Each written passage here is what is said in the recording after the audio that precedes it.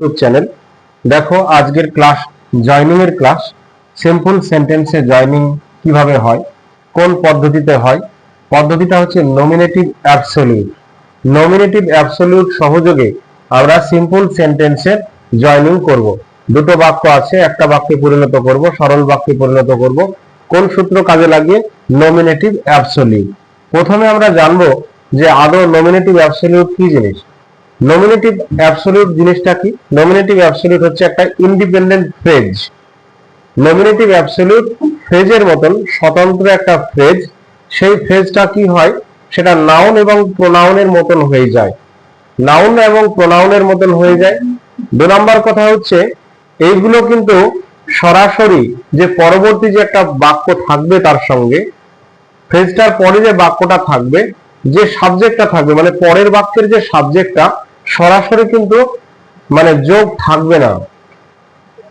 মানে ফ্রেজের সঙ্গে তার পরের বাক্যের যে সাবজেক্টটা সরাসরি যোগ থাকবে না। 3 নম্বর কথা কি? যে একটা কমা দ্বারা চিহ্নিত করা থাকবে। পরের বাক্যটার আগে কমা চিহ্ন কিন্তু থাকবে, অর্থাৎ এই ফ্রেজের পরে কিন্তু কমা দিতে হবে। হ্যাঁ। 4 নাম্বার কি? 4 নাম্বার এগুলো একটা মডিফায়ারের মতন। হ্যাঁ, মানে উল্লেখ করবে, কোনো কিছু অন্য বাক্যকে ত্বরান্বিত করবে এরকম। 5 নাম্বার পয়েন্ট কি? যে নমিনেটিভ অ্যাবসলিউট জিনিসটা কি? যে স্বতন্ত্র ফ্রেজটা, নমিনেটিভ অ্যাবসলিউট মানে যে আমরা ফ্রেজ বুঝলাম, ওই ফ্রেজটা দ্বারা কি বোঝাবে? সময় বোঝাতে পারে, কারণ বোঝাতে পারে, আবার কি বোঝাতে পারে? কন্ডিশন বোঝাতে পারে। চলো আমরা পরিবর্তন করি একের পর এক, তাহলে হয়তো বিষয়টা ক্লিয়ার হবে। ইট ওয়াজ এ রেনি ডে, এটা ছিল বৃষ্টির দিন। We decided to carry umbrella, আমরা ভাবলাম যে আমাদেরকে ছাতা নিয়ে যেতে হবে। তাহলে এবার আমরা যদি জয়নিং করি, তো নমিনেটিভ অ্যাবসলিউট জিনিসটা কি? যে দুটো বাক্য আছে, এখানে একটা বাক্য আছে, এখানে একটা বাক্য আছে। প্রথম বাক্যের সাবজেক্ট ইট আছে, দ্বিতীয় বাক্যের সাবজেক্ট কি আছে? উই আছে। যদি দুটো বাক্যের সাবজেক্ট আলাদা হয় তবে কিন্তু আমরা নমিনেটিভ অ্যাবসলিউট ফ্রেজ ব্যবহার করে আমরা জয়নিং করব। প্রথম বাক্যের সাবজেক্ট যেটা ছিল সেটাই থাকলো। আর মনে রাখতে হবে যদি ওয়াজ থাকে, যদি বি ভার্ব থাকে, তাহলে আমরা বিং দিয়ে দেবো, তাহলেই কিন্তু হবে। It being a rainy day, আমরা কি করলাম? বাক্যটাকে, ভার্বটাকে অসমাপিকা ক্রিয়া করে দিলাম। হ্যাঁ, ওই যে পার্টিসিপেলের মতন আমরা করে দিলাম, তাহলে আর বাক্যে আর ভার্ব থাকলো না, সেটা ফ্রেজে পরিণত হয়ে গেল। হ্যাঁ, ফ্রেজে পরিণত হয়ে গেল। আর গঠনটা কি? একটা সাবজেক্ট একটা ভার্ব, তবেই তো সিম্পল সেন্টেন্স হলো। তাহলে কি দেবো? কমা দিতে হবে। কিন্তু এটা টোটালটা একটা নমিনেটিভ অ্যাবসলিউট, কমা দ্বারা চিহ্নিত হয়েছে, ফ্রেজে পরিণত হয়েছে। আর ফ্রেজ মানে আমরা জানি যে সেখানে কি সাবজেক্টও নেই, আবার কিন্তু ভার্বও নেই, কয়েকটা শব্দগুচ্ছ, যে কোনো একটা পার্ট অফ স্পিচের মতন কাজ করে, এটাই তো আমরা ফ্রেজ জানি। তো কমা দ্বারা আমরা আলাদা করে দিয়েছি এটাকে। কি করব? We decided to carry umbrella. তাহলে হয়ে গেল জয়নিং সিম্পল সেন্টেন্সে। It being a rainy day, বৃষ্টির দিন হওয়ায় আমরা ছাতা নিতে যাওয়ার সিদ্ধান্ত নিয়েছিলাম। হ্যাঁ, তাহলে এখানে এটাই হচ্ছে মেন সাবজেক্ট, একটা সাবজেক্ট একটা ভার্ব, তবেই সরল বাক্যের বৈশিষ্ট্যের সঙ্গে মিললো। তাহলে এই ইটটা কি সাবজেক্ট নয়? না, এখন কিন্তু সাবজেক্ট না। এই টোটালটা একটা ফ্রেজে পরিণত করেছি, আর এই ফ্রেজটার নাম হচ্ছে নমিনেটিভ অ্যাবসলিউট। কেন নমিনেটিভ অ্যাবসলিউট? কেননা এটা হচ্ছে কারণ বোঝাচ্ছে। আমি এর আগেই বললাম যে নমিনেটিভ অ্যাবসলিউট মানে সেই ফ্রেজটা কি বোঝাতে পারে? সেই ফ্রেজটা বোঝাতে পারে রিজন, বোঝাতে পারে টাইম, বোঝাতে পারে কন্ডিশন, বোঝাতে পারে আরো ইত্যাদি বোঝাতে পারে। এই টোটালটা এখন কি বোঝাচ্ছে? একটা কারণ হিসাবে বলছে যে বৃষ্টির দিন হওয়ার কারণেই আমরা কিন্তু আমব্রেলা নিতে সিদ্ধান্ত গ্রহণ করেছিলাম। 2 নম্বর আমরা দেখি একই রকম ভাবে। দেখো 2 নম্বরটা আবার কিন্তু একটু পার্থক্য আছে। কি বলেছি? যে নমিনেটিভ অ্যাবসলিউট আমরা তখনই ব্যবহার করব যখন প্রথম বাক্যের সাবজেক্ট এবং দ্বিতীয় বাক্যের সাবজেক্ট আলাদা হবে। আছে তো? দ্য পুলিশ এবং দ্য মব, পুলিশ এবং দ্য মব মানে উচ্ছৃঙ্খল জনতা। হ্যাঁ, উচ্ছৃঙ্খল জনতা। কিন্তু এখানে একটু পার্থক্য আমরা দেখতে পাচ্ছি যে প্রথম বাক্যে কিন্তু কি ছিল? বি ভার্ব ছিল, এখানে তো বি ভার্ব নেই। যদি বি ভার্ব না থাকে তাহলে আমাদের কিন্তু পারফেক্ট পার্টিসিপল করতে হবে। পারফেক্ট পার্টিসিপলটা কি হয়? পারফেক্ট পার্টিসিপলটা হয় হ্যাভিং প্লাস ভি3, হ্যাভিং প্লাস ভি3, এটাই হচ্ছে পারফেক্ট পার্টিসিপল। আমরা তাই করে দেব, দা পুলিশ। আবার এই সমাপিকা ক্রিয়াটাকে ভেঙে দিচ্ছি, আমরা ফ্রেজে পরিণত করে দিচ্ছি, তবেই সরল বাক্যের সূত্র আমরা নিয়ে যাচ্ছি।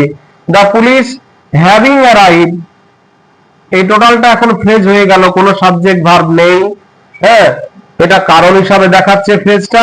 দা police having arrived the mob disperse, মানে এদিক ওদিক ছুটে পালালো, আর মানে তাদেরকে আর দেখা গেল না।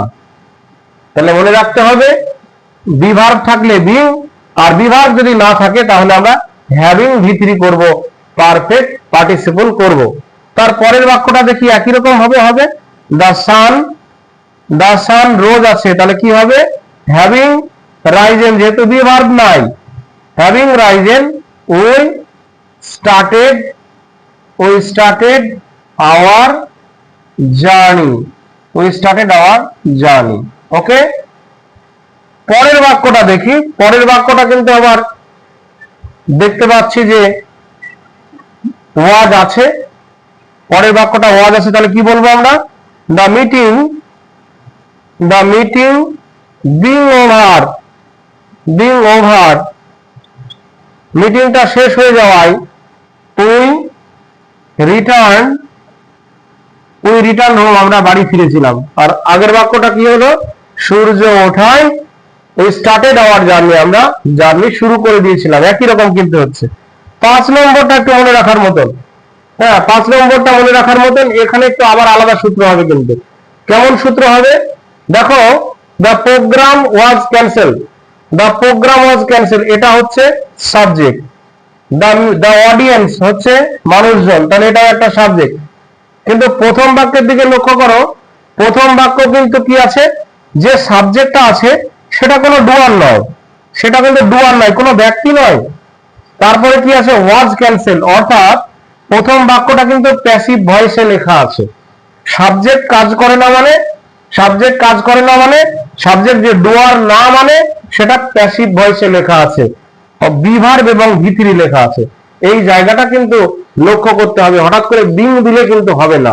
হ্যাঁ, বিং দিলে কিন্তু হবে না। তাহলে আমাদের কি করতে হবে, যখন এটাকে নমিনেটিভ অ্যাবসলিউট বানাবো, ফ্রেজে পরিণত করব, তখন আমাদের মনে রাখতে হবে যে পারফেক্ট পার্টিসিপলের প্যাসিভ ফর্ম ব্যবহার করতে হবে। হ্যাভিং এর পরে বিন দিতে হবে, তারপরে কিন্তু ভি3 দিতে হবে, তবেই কিন্তু হবে। হ্যাঁ, আর এর আগে তো আমরা মনে করলাম যে সূত্রগুলো, তাহলে কি করবো আমরা, দা প্রোগ্রাম কি করব, হ্যাভিং, যেহেতু প্যাসিভে আছে, having been cancel, the program having been cancel, প্রোগ্রামটা ক্যান্সেল হওয়ায়, একটু হেজি হচ্ছে লেখাটা, একটু কালি দিতে হতো, একটু জুম করে দেখে নিতে হবে। The program having been cancel, তারপরের বাক্যটা লিখে দেবো, দা অডিয়েন্স